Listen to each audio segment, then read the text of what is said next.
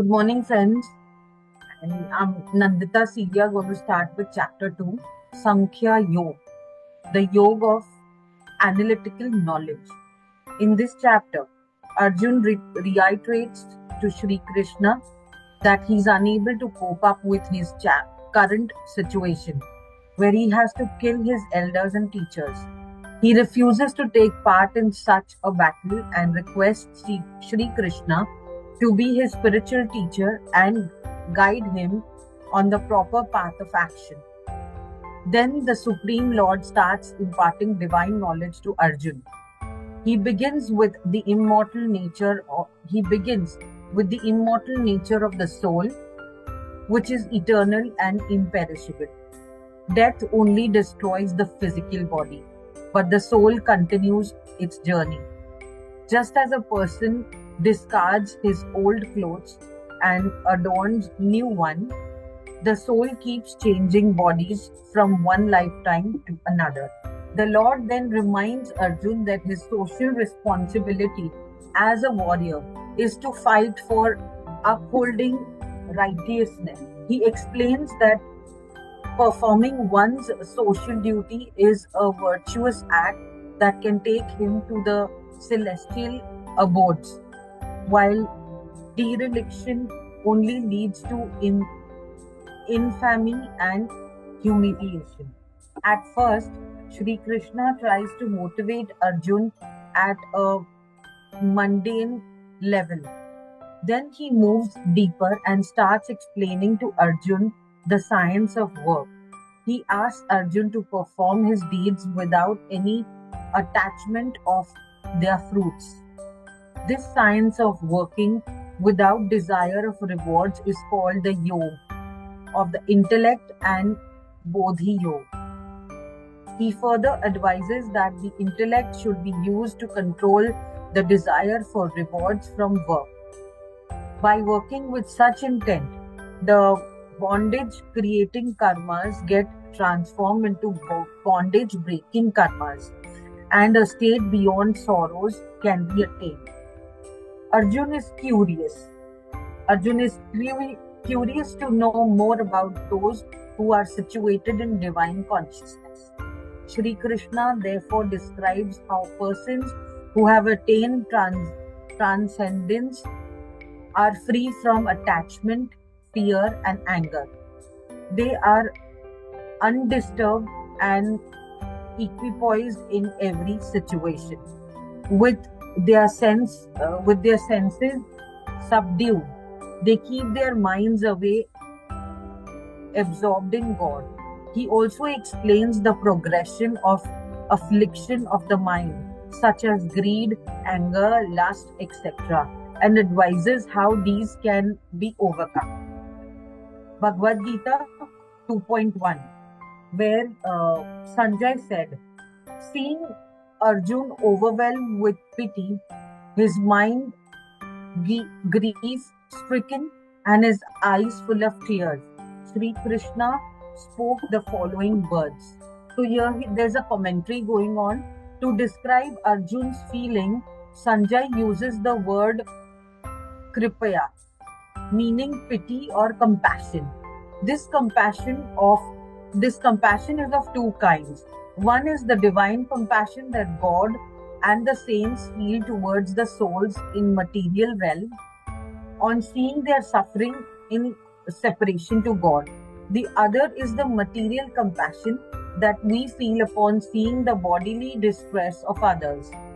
Material compassion is a noble sentiment that is not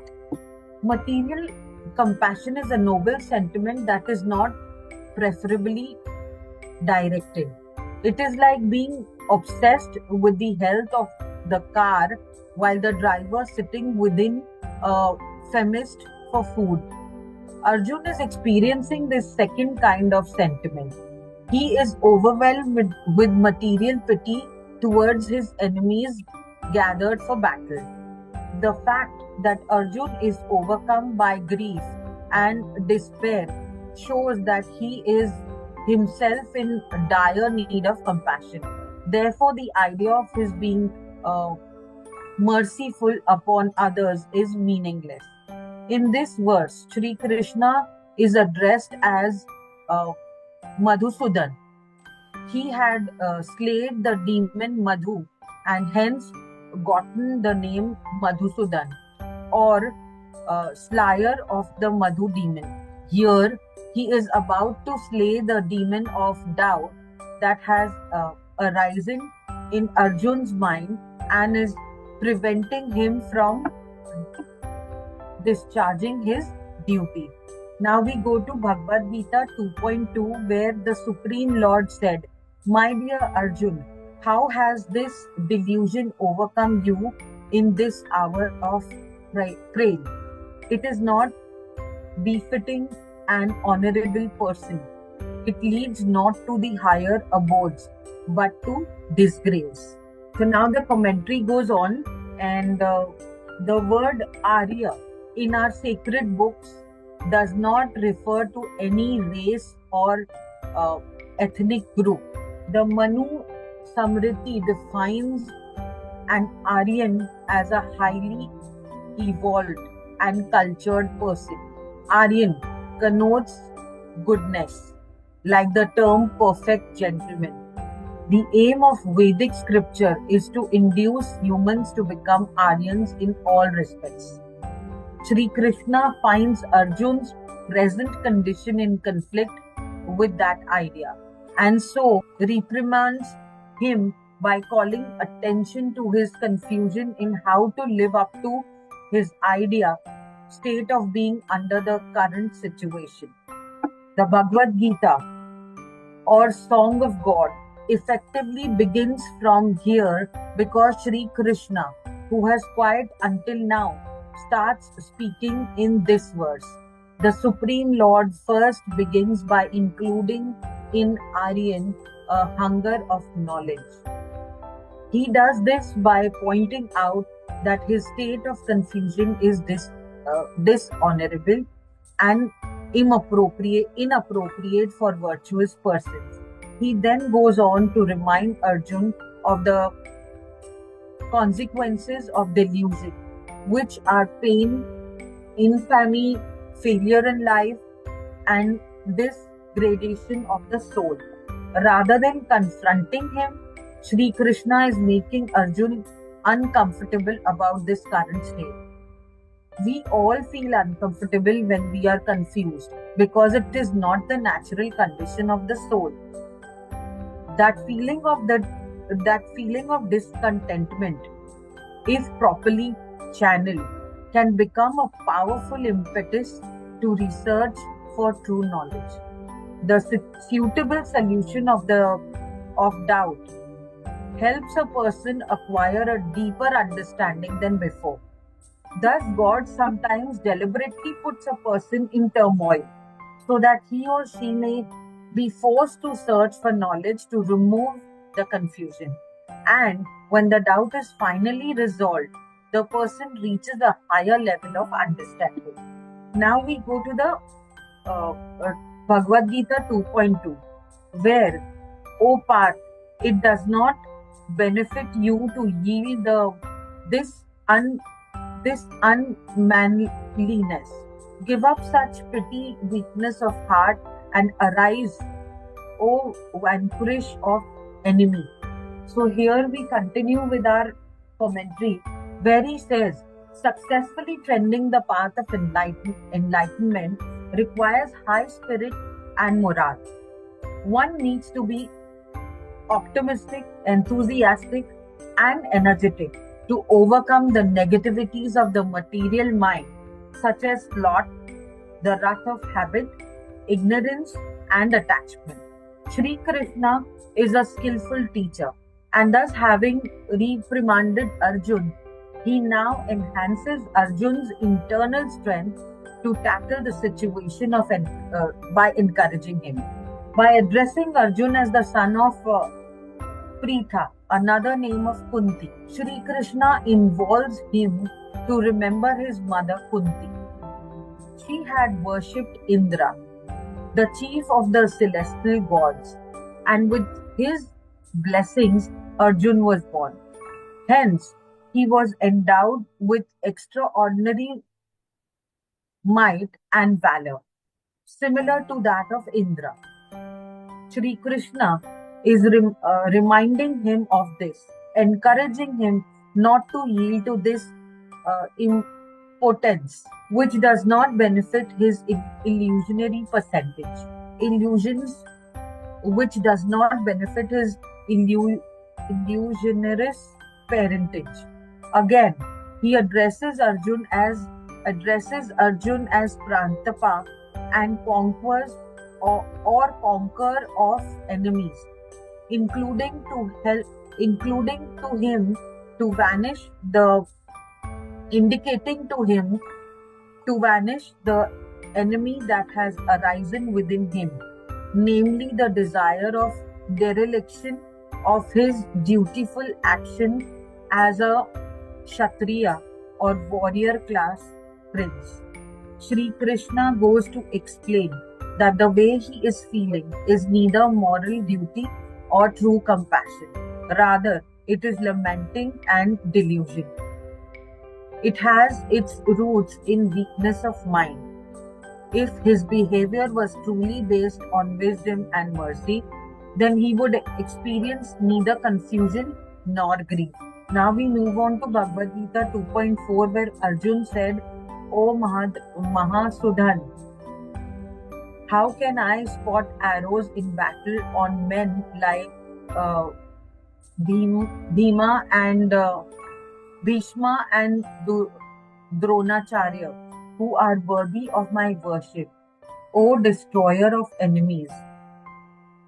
So here the commentary goes on, and in commentary he says, in response to the Sri Krishna's call for action, Arjun presents his confusion.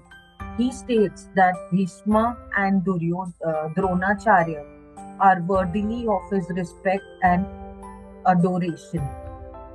Bhishma was the embodiment of chastity and remained a lifelong celibate to fulfill the vow he had made to his father.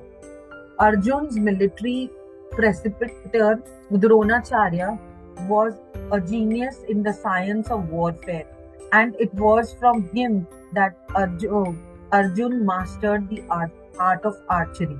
Kripacharya was another respectable person on the other side, whom Arjun had always held in veneration. To treat these men of high merit as enemies now seemed abominable to the noble-minded Arjun. If even arguing with these venerable elders was improper, then how could he ever think of attacking them with weapons? This statement thus implies, O Krishna, please do not doubt my courage. I am prepared to fight, but from the perspective of moral duty, my duty is to respect my teachers and to show compassion to the sons of Dhritarashtra. So now we go on to the next Bhagavad Gita verse, where that's 2.5. It found me better to live in the world by begging than to enjoy life by killing these noble elders who are my teachers. If we kill them, the wealth and pleasures we enjoy will be tightened with blood.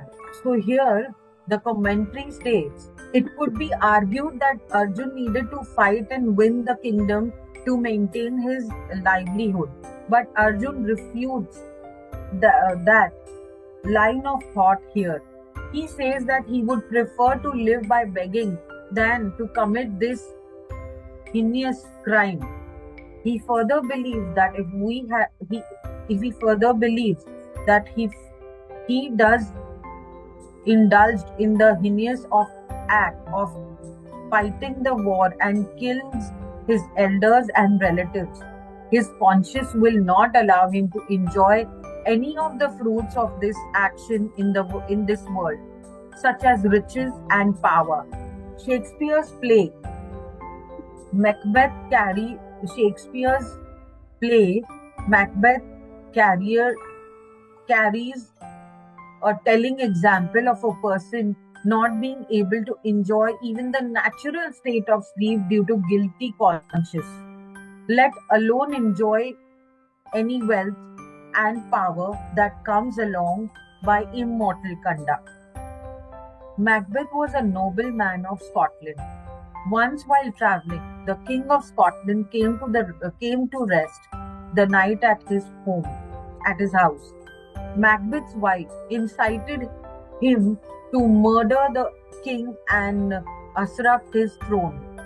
Macbeth got swayed by her advice and assassinated the king, and thereafter he and the Lady Macbeth were crowned as the king and queen of Scotland.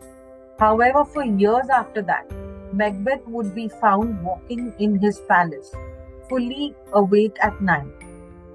The author writes, Macbeth had killed asleep, and so Macbeth shall sleep no more.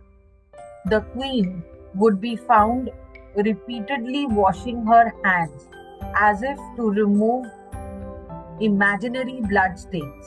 In this verse, Arjun commiserates that if he did kill these noble elders, tainted with their blood, his conscience would not let him enjoy all the royal benefits of ruling the kingdom. So now we proceed further. We do not even know which result, it's Bhagavad Gita 2.6, where we do not even know which result of this war is preferable for us, conquering them or being conquered by them. Even after killing them, we will not desire to live. Yet, they have taken the side of the sons of Dhritarashtra and now stand before us as on the battlefield. Now, the commentary here is so clear and stating details so clearly. When evaluating the most suitable course of action, one considers various alternatives and tries and their consequences. Arjun was debating whether it would be desirable to defeat the Kauravas or to be defeated by them. Both alternatives seemed like defeat, for if he did win the war by slaying the Kauravas, he would have no further desire to live. However, the fact was that Bhishma, Dronacharya, Kripacharya, etc. had acted ignobly by taking the side of unrighteous Kauravas. The word Arthakam has been used from them, implying attached to wealth and position. They had taken the side of wicked Duryodhan. So killing them in the war was a natural consequence. In fact, after the war, Bhishma himself admitted that a teacher who acts ignoble is fit to be abandoned. Here, special mention needs to be made by Bhishma. According to the Srimad Bhagavat, verse 9.22.19, he was a great devotee of Sri Krishna. He was a master of his senses and an icon of chivalry and generosity. He was a knower of the absolute truth and had vowed to always speak the truth in his life. Even death could only come to him when he chose to accept it. For various reasons, he enumerated amongst the 12 great personalities or Mahajanas mentioned in the Bhagavatam. Vayambhur Naradham. ये skip कर दीजिए ये अगर नहीं पढ़ पाएंगे. Are the 12 great knowers of religious principles. The firstborn Brahma, sage Narad, Lord Shiva, the 4 Kumars, Bhagwan Kapil, son of the Devaduti, Swayambhu Manu, Prahlad Maharaj, Janak Maharaj, grandfather, Bhishma, Bali Maharaj, and Sukadev Muni, and Ved Vyas. Hence, Bhishma was an enlightened soul whose action could never be against the principle of dharma. However, his profound character was beyond mundane reasoning. Even though he fought on the side of Kauravas, he said to Yudhishthir, the eldest of the Pandav brothers, before the war, I am obliged to combat on the side of unrighteous, but I give you the boon that you will be victorious. Bhishma knew that the righteous Pandavas, who had the Supreme Lord Krishna on their side, could never lose. By taking the side of adharma, unrighteous, he showed that even the biggest forces on heaven and earth could not make unholiness win in this holy war. He thus offered the biggest sacrifice by laying down his life to assign the divine pastimes of Lord Krishna. Sri Krishna was well aware of Bhishma's deep devotion towards him. Despite his fighting from the side of the Kauravas, this is why he annulled Bhishma's vow by breaking his own. Bhishma resolved on a particular day during the war that before sunset on the next day he would either kill Arjun or foremost Pandav warrior, or else to save him, Sri Krishna would have to break his own vow of not lifting weapons in the battle of Mahabharata. Poets describe the vow that Bhishma made. If I do not make the Supreme Lord Krishna lift weapons, then I will shame my mother Ganga, and I am not the son of King Shantanu. Bhishma fought so valiantly that Arjun's chariot was shattered and he was stranded on the ground. At the stage, Sri Krishna lifted the chariot wheel and came forward to prevent Bhishma from killing Arjun. Bhishma saw the Lord with the chariot while in his hand as a weapon and broke into a big smile. He understood that Bhakta Vatsala Bhagwan, God who gives pleasure to his devotees, had broken his own vow to honor the vow of his devotee. In fact, Bhishma's devotion to Lord Krishna had a very rasik, full of sweetness flavor to it. He used to meditate on Sri Krishna's pastime in Vrindavan. There, in the evening when the Lord would return to the village after grazing the cows in the forest, the dust raised from the hovens of the cows would deck his charming face, increasing its beauty and sweetness. During the battle of Mahabharata, the dust raised from the hooves of the horses too added to Sri Krishna's beauty, and he loved having a darshan, divine vision of his Lord there. In the last stage of his life, as he lay for 6 months on the bed of arrows, he meditated on the very vision of God, offering the following prayers to him. On the battlefield, Lord Krishna's flowing hair was covered with white dust raised by the hooves of horses, and his face was covered with sweet beads because of his physical effort in driving the chariot. These were like ornaments enhancing the beauty of my Lord, and the wounds dealt by my sharp arrows further intensified the decoration. Let my mind meditate unto that Sri Krishna. Lord Krishna reciprocated his loving devotion by himself coming to meet Bhishma on his deathbed of arrows. And with the darshan of God in front of him, Bhishma, the great Mahajan, left his body of his own volition. तो अभी we just discuss, यहाँ तक हमने क्या lesson लिया, what's our takeaway. तो would you like to share, Nandita ji? Yeah, I would like to share.